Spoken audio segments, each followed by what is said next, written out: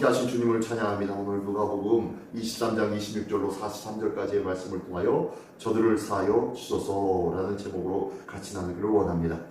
예수님께서는 십자가를 지고 가시면서도 예루살렘 사람들을 염려하시며 너희는 나를 위하여 울지 말고 너희와 너희 자녀를 위하여 울라라고 말씀하십니다. 또한 십자가에 달린 후에도 저희가 자기가 하는 일들을 저희가 알지 못하오니 저희들을 용서하여 주시옵소서라고 대신 기도해 주시는, 중보하시는 예수님의 모습을 볼 수 있습니다. 오늘 이 예수님께서 십자가를 지시는 장면의 모습인데요. 이 말씀을 통해서 오늘 성금요일 주님께 나아가는 우리의 믿음의 삶이 예수 십자가를 지는 그 귀한 은혜를 기대하고 또한 바라보면서 다시 한번 우리의 삶 속에도 나의 십자가를 지며 나는 어떻게 따를 것인지 다시 한번 돌이켜보며 다짐하고 결단하는 우리 모두가 되시길 예수님의 이름으로 축원합니다. 먼저 26절에 보니까요, 그들이 예수를 끌고 갈 때에 시몬이라는 고레네 사람이 시골에서 오는 것을 붙들어 그에게 십자가를 지워 예수를 따르게 하더라 라고 말씀하며 시작합니다. 참 억울한 사람이 있었죠. 그게 바로 구레네 시몬이었습니다. 그는 시골에서, 이 구레네 지역에서 그 먼 아프리카 북쪽에 있었던 지역이 바로 구레네인데요.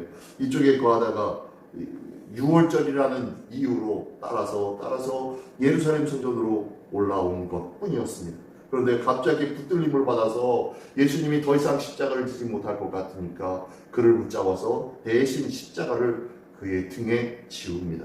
얼떨결에 지었고, 그리고 어쩔 수 없이 지었던 그 십자가, 그 십자가로 인해서 저 구레네 사람 시몬은요, 인생이 바뀐 놀라운 은혜의 삶을 산 자인 줄 믿습니다. 왜냐면요, 마가복음 15장 21절에도 누가복음 16장 13절에도 나오는 사람이 있는데요.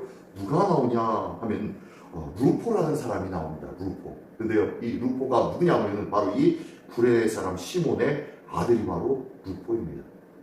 이 구레네 사람 시몬의 아들 이 루포가 장차 나중에는 초대교회의 큰 교부의 역할을 감당했다라고 할 정도로 대단했던 사람으로 성장하게 됩니다. 누구 때문에요? 아버지 구레네 사람 시몬 때문에.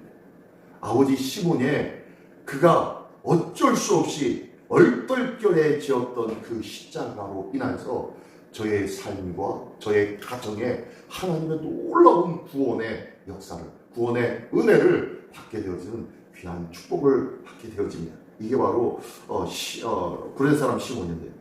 오늘도 억지로 진 십자가, 억지로라도 지었던 십자가를 진 이 구레네 사람의 가정이 이렇게 큰 은혜와 복을 받았을지언데 하나님 앞에 자천하는 마음으로, 자원하는 마음으로 주의 십자가를 지는 우리라면 하나님께서 얼마나 더 큰 은혜와 복을 통하여 주시겠습니까? 오늘도 이 귀한 하나님의 은혜를 소망하며 주님, 나의 믿음의 삶이 늘 자원하고 감사하는 삶이 되게 하여 주시옵소서. 나로 인하여서 하나님의 구원의 역사가 나와 가정과 내 지인들에게 온전히 전해질 수 있도록 오늘도 내 안에 생수의 강이 철철철철 차고 넘칠 수 있도록 인도하여 주시옵소서. 주님 앞에 구하고 주님 앞에 놀라운 그 은혜를 받는 귀하고 복된 축복의 주인공 되시기를 예수님의 이름으로 축원합니다. 그러면서요, 근데 예수님께서 이런 사람도 있었는데 또 다른 사람 무리가 27절부터 나옵니다. 27절 보니까요, 백성과 및 그를 위하여 가슴을 치며 술을 피우는 여자의 큰 무리가 따라오는지라. 많은 백성들과 그리고 많은 여인들이 주님을 따릅니다. 그 십자가를 따릅니다. 근데 그냥 따라가지 않냐고 뭐 하면서요? 가슴을 치며 울며 따라가는 거예요.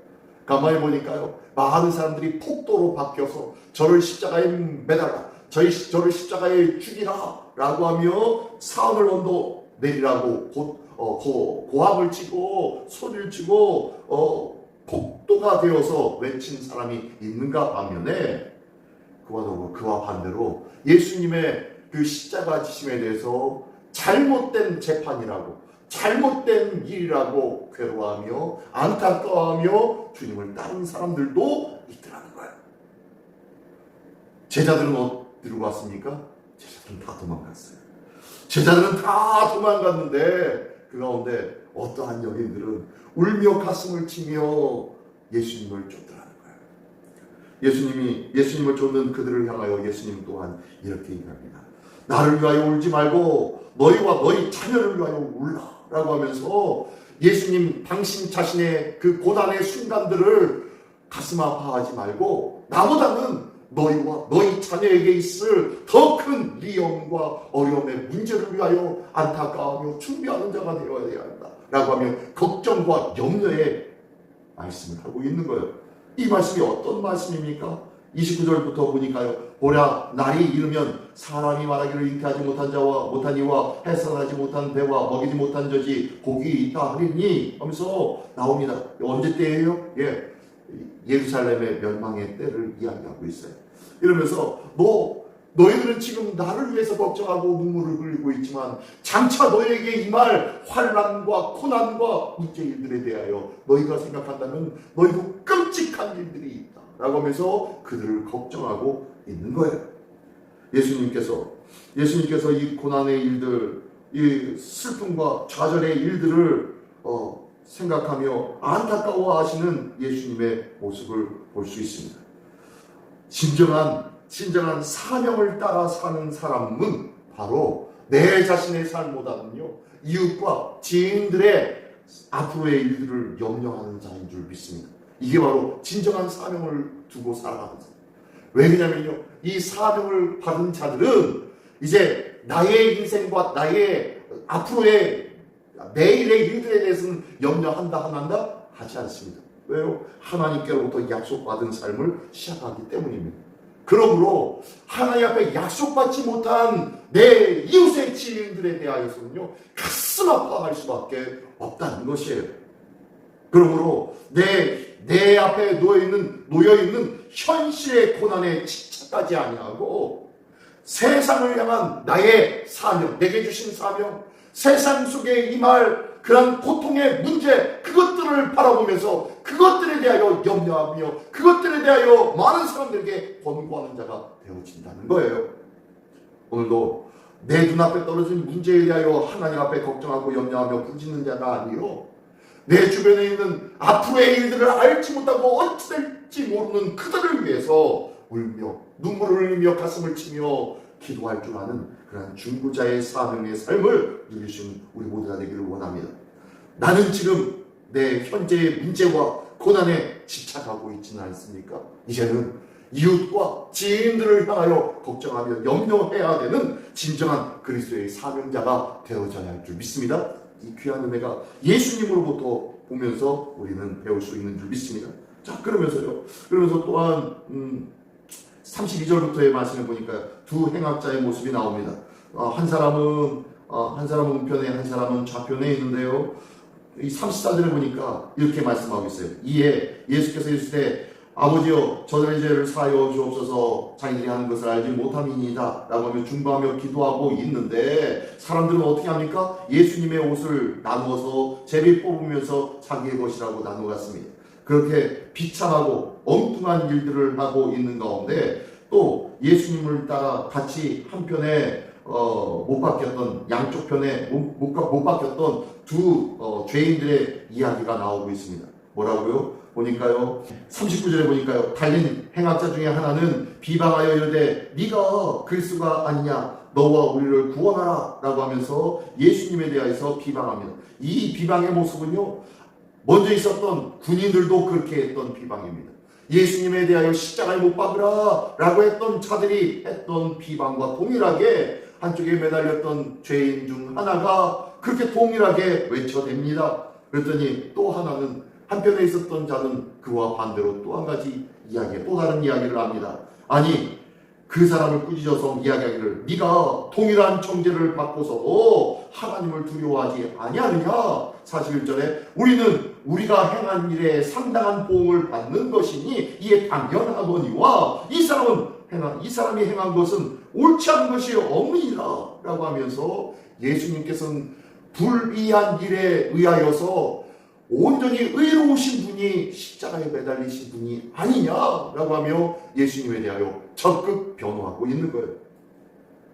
세상 사람들은 끊임없이 예수님에 대해서 비방합니다. 하나님에 대해서 비방합니다. 왜 선악과를 만들어서? 아니 왜 우리가 죄인이란 말이야? 아니 왜 이렇단 말이야? 왜 저렇단 말이야? 왜 이 세대가 이렇단 말이야? 왜 저 세대가 저렇단 말이야? 왜 예수 믿는 사람이 고통을 받는단 말이야? 왜 예수 믿으면서 축복을 받지 못한단 말이야? 라고 하면서 비난을 할 때가 많이 있지 않습니까? 그러나 끝까지 우리는 예수님 편에 서서 예수님의 편을 전하며 또한 변론하는 자로 서야 할 줄 믿습니다. 이게 바로 우리에게 맡겨진 귀한 사명인 줄 믿습니다. 오늘도 주님의 말씀과 주의 복음을 들고 세상을 향하여 변론할 줄 아는 믿음이 우리에게 있기를 원합니다. 담력이 있기를 원합니다. 담대하게 주의 복음으로 증거하고 담대하게 주의 이름을 자랑하며 담대하게 그 안에 진정한 생명은 그 안에 있다는 것을 외칠 줄 아는 믿음이 우리에게 있기를 원합니다. 그러면서 마지막으로 끝까지 예수님 앞에 그 믿음의 모습을 보여줍니다. 뭐라고 하면서요? 42절을 보니까 이르되 예수여 당신의 나라 임하실 때에 나를 기억하소서 라고 하면서 믿음을 흔들리지 않는 믿음으로 고백하고 있는 거예요.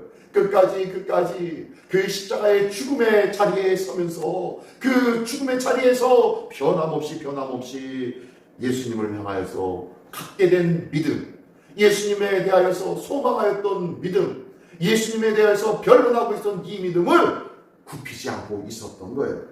예수님은요 그날 당일 오후 3시쯤에 돌아가셨습니다. 그죠?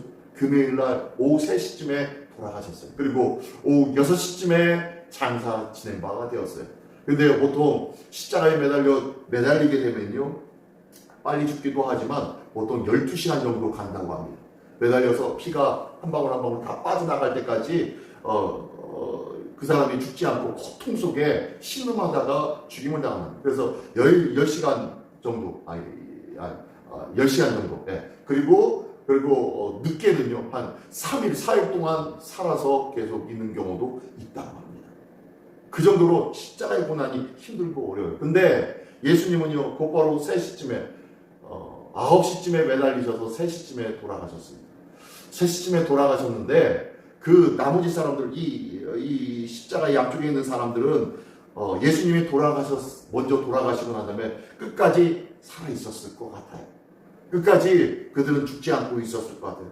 그렇게 죽지 않은 자들은 어떻게 하냐면 다음날이 안식일이었기 때문에 창으로 찔러서 죽이든지 그리고 난 다음에 어떻게 합니까? 뼈를 꺾어버립니다. 그 옆에 골고다 옆에 있는 곳에다가 시체를 버려둔다고 합니다. 이게 바로 십자가형의 모습이었어요.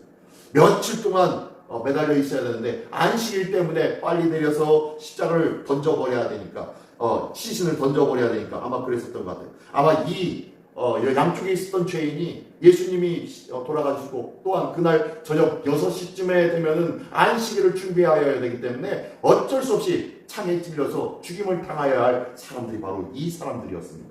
그때까지도 변함없는 믿음, 그 믿음이 흔들리지 아니하고 굳건히 믿음을 지켰던 것으로 믿습니다. 왜 그러냐면요 예수님이 뭐라고 하십니까? 43절 마지막에 예수께서 이르시되 진실로 내게 이르노니 오늘 네가 나와 함께 낙원에 있으리라. 예수님에 대해서 끝까지 변화하고 예수님 편에서 믿음이 흔들리지 아니했던 자에게 함께하는 낙원의 선물을 허락해 주었습니다. 비록 지금까지는 사형에 해당되는 죄를 행함으로 말미암아 악한 자의 삶을 살았을지언정 예수를 믿은 그 마지막의 순간까지 회개하면서 주님 앞에 서게 된 그를 향하여서 하나님은 구원의 길을 열어주셨다는 거예요. 그에게 가장 귀했던 것은 마지막 죽음 앞에서 이렇게 구원을 받을 수 있었던 것은 바로 그에게는 이 시간이 있었기 때문이었습니다. 어떤 시간이요? 회개할 수 있는 시간. 회개할 수 있는 시간이 그에게 주어졌기 때문에 그는 낙원에 함께할 수 있었던 거예요. 많은 사람들이요 예수 믿자고 얘기하면요 나중에 얘기합니다. 나중은 없습니다. 나중에 어떻게 회개할 만한 시간을 두고 죽는 사람이 없어요. 그렇죠? 회개할 만한 시간을 두고 죽는 사람이 없다고요.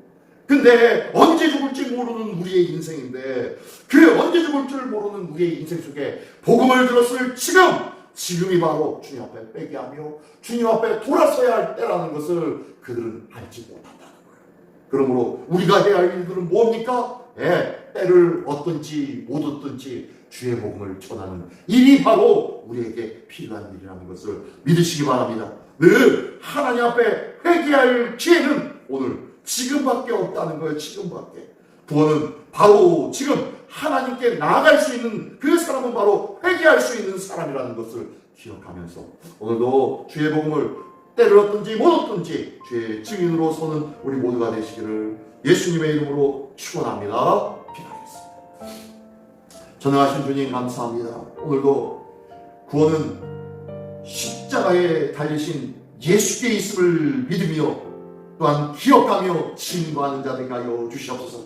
끝까지 죽음의 자리 앞에서도 변하지 아니하였던 그 믿음을 지킬 수 있었던 이 한쪽 강도의 모습처럼 주님, 구원은 바로 지금 복음의 말씀을 들었을 때 지금 마음의 다짐이 되어지고 결단이 되어질 때 지금 그때가 바로 회개할 수 있는 기회이며 그때가 바로 구원받을 수 있는 기회임을 깨닫게 하여 주시고 오늘도 주의 복음을 담대히 매일같이 증거하신 우리 모두가 되게 하여 주시옵소서. 때를 얻든지 못 얻든지 늘 주의 복음을 증거하는 삶이 우리의 삶이 되게 하여 주시옵시고 많은 영혼들이 증거되어지는 이 구원의 메시지를 통하여 주께로 돌아오게 되는 은혜가 있어 주실 수 있도록 인도하여 주시옵소서. 오늘도 우리를 위하여 가신 그 십자가를 기억하며 오늘도 담대히 주의 복음을 증거하는 자로 오늘도 살아가는 복된 날 되게 하여 주시옵시며 주님 십자가에 달리신 이 성금요일을 기억하며 오늘도 내게 주신 그 은혜의 길, 소망의 길, 생명의 길을 위하여 가신 길임을 다시 한번 감사하는 복된 날 될 수 있도록 인도하여 주시옵소서. 오늘도 이 귀한 은혜의 한날, 소망의 한날, 축복의 한날로 삼는 복된 성금요일로 주님께서 붙잡아 주시며 사오며 예수의 이름으로 기도드리옵나이다. 아멘.